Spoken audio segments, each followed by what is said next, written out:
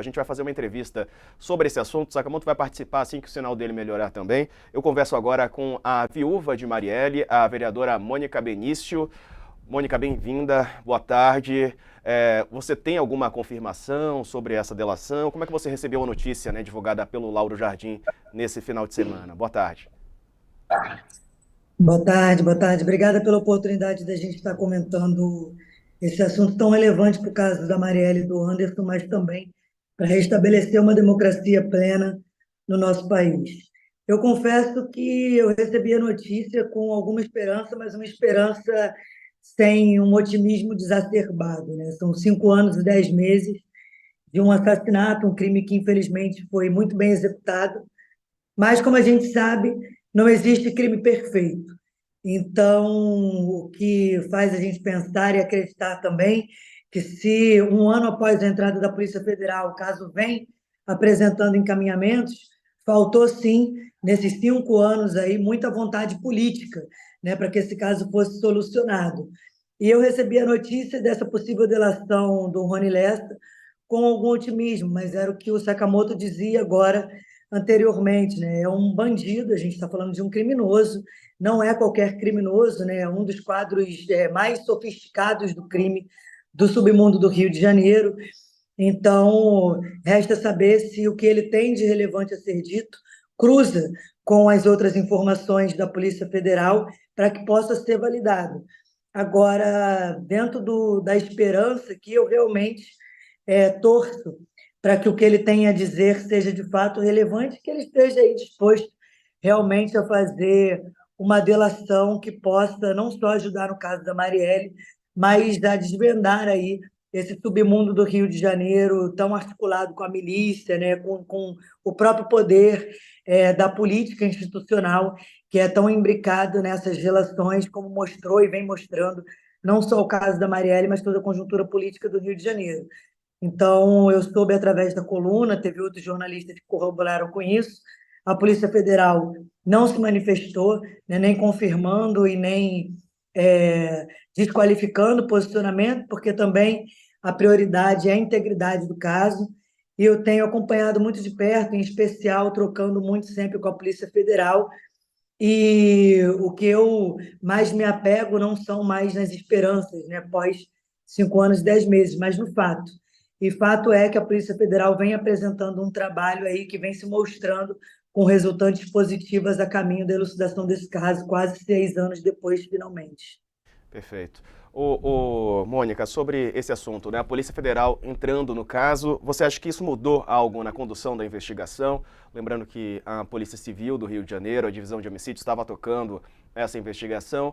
Com a mudança da diretoria, né, o Andrei Rodrigues assumindo e a mudança também na condução dessa investigação, você acha que isso alterou a rota no sentido de acelerar a busca pelos mandantes do crime?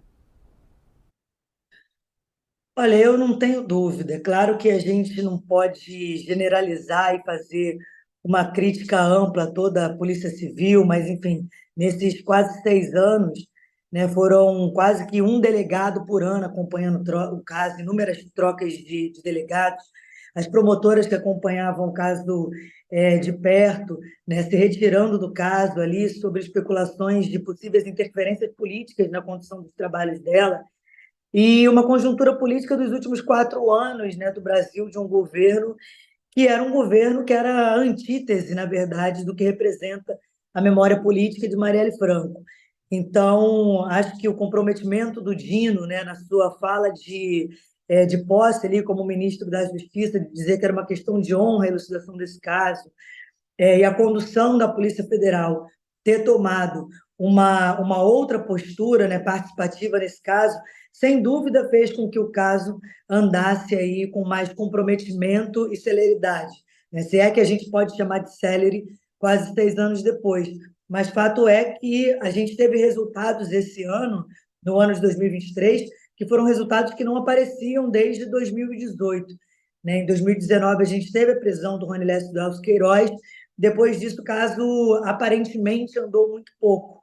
E toda uma conjuntura política, né? Eu lembro de ter sentado em um 14 de março de 2022 à mesa com o governador Cláudio Castro, e o Alan Turnovich estava na mesa, e o governador havia dito que ele era um dos homens de confiança e que estava à frente do caso da Marielle, né, cuidando ali com atenção.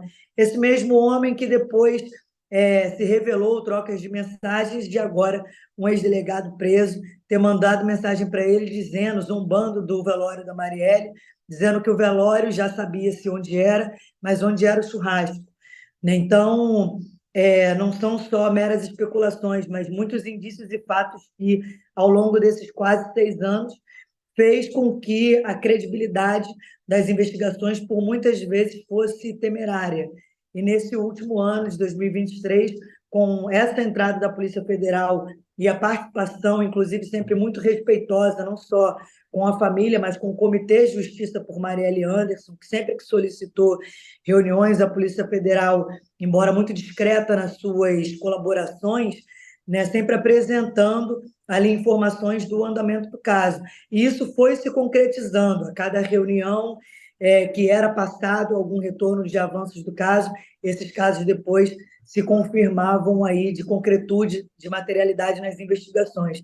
E isso fez com que, sem dúvida nenhuma, no ano de 2023, a nossa esperança tivesse aumentado. E agora ela está maior do que nunca de que a gente consiga concluir esse caso sem que se complete, no próximo 14 de março, 6 anos sem a resposta de quem mandou matar a Marielle e o porquê. Perfeito. Mônica, quem está de volta com a gente é o Sakamoto. Sakamoto. Boa tarde, Mônica. Prazer ver você aqui. Obrigado por estar falando com o All News. Mônica, com relação à veracidade do depoimento do Rony, né? Até porque a gente está falando de um criminoso, né? Um ex-policial, etc. Como é que vocês estão vendo isso? É claro que é um passo surpreendente, né? Este momento que ele resolve falar, né? Depois da delação do Elcio. E aí eu tinha para fazer duas perguntas para ti. Se você, primeiro, por que você acha que ele resolveu falar logo agora? E em segundo, se você acha que as palavras dele, o que ele trouxer, vai ser confiável ou ele pode estar querendo falar simplesmente para tentar proteger alguém? Olha, Sakamoto, eu acho importante os dois questionamentos que caminham, né, juntos, em alguma forma. Eu tinha acabado de dizer, quando entrei, que concordava muito com a sua afirmação. A gente está falando de Rony Lessa, que é inquestionavelmente um dos bandidos mais qualificados, né, dentro do seu ofício de matar profissionalmente no submundo do Rio de Janeiro. Né? Ele é quase, na verdade, no universo do submundo, um herói. O que faz com que essa delação, se é que ela se concretize e se confirme com veracidade, com substância, seja também um ponto positivo, não só para o caso da investigação da Marielle, mas também porque se rompe, mais uma vez, após o Elcio Queiroz ter falado, esse pacto de silêncio, que é algo muito precioso, né, dentro desse mundo, dentro desse universo, enfim, de criminosos e de bandidos, ainda mais que possam ter relações diretas como algo sofisticado, como é o escritório do crime. Então, o Rony Lessa é um bandido, e eu acho que o que, na verdade, possa ser dito por ele não vai ter grande validade, a não ser que a Polícia Federal consiga cruzar com outras informações e que possa ser validado. E acho que esse é o trabalho da Polícia Federal, do Ministério Público, assim como foi feito no depoimento do Elcio Queiroz, que, particularmente, eu acabei ficando muito mais até chocada emocionalmente do que havia imaginado que poderia ficar, né? Porque a Marielle estava sendo monitorada desde agosto de 2017, né? O Rony Lessa já havia feito, segundo o depoimento do Elcio Queiroz, uma tentativa, né, de incidência de assassiná-la antes e acabou perdendo a oportunidade, segundo ele teria relatado. E isso, na minha cabeça, ficou confrontando com vários momentos em que eu estava ali vivendo, que Marielle estava tendo a sua vida plena, ao mesmo tempo sendo observada por um assassino que estava aguardando a melhor oportunidade de ceifar a sua vida. Muito do que teve no depoimento do Elcio acabou sendo cruzado com várias outras informações que a Polícia Federal já tinha, mas que precisava confirmar e ter outros tipos de prova. A gente está falando de um assassinato de quase 6 anos, num crime, infelizmente, muito sofisticado, né, muito bem executado, o que faz com que esse tempo acabe deixando maior dificuldade das concretudes das provas. Então, a delação ela é muito importante nesse sentido, né, de a gente está montando um quebra-cabeça de 5.000 peças. Desse quebra-cabeça, algumas peças já foram perdidas e nós não vamos encontrá-las. Mas a gente não precisa das 5.000 peças para fechar a imagem desse quebra-cabeça. E acho que essa entrada no último ano da Polícia Federal, ela traz esse lugar da esperança, porque pega peças que vão ajudando a montar essa imagem. O depoimento do Elcio Queiroz acaba fazendo isso, né? Trazendo peças para esse quebra-cabeça que antes podiam estar perdidas por materialidade das provas, mas que, através do seu discurso, comparando com outros indícios de outras provas que já haviam sendo verificadas, acaba que a imagem vai ficando mais nítida.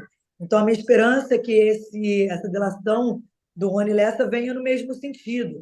É claro que eu não tenho dúvida de que, como criminoso que ele vai dizer uma série de mentiras para tentar tirar vantagem dessa oportunidade, mas que, sem dúvida nenhuma, a esperança está no lugar de que ele possa trazer coisas que, cruzado com outras provas, traga mais materialidade e substância aí para a elucidação desse caso.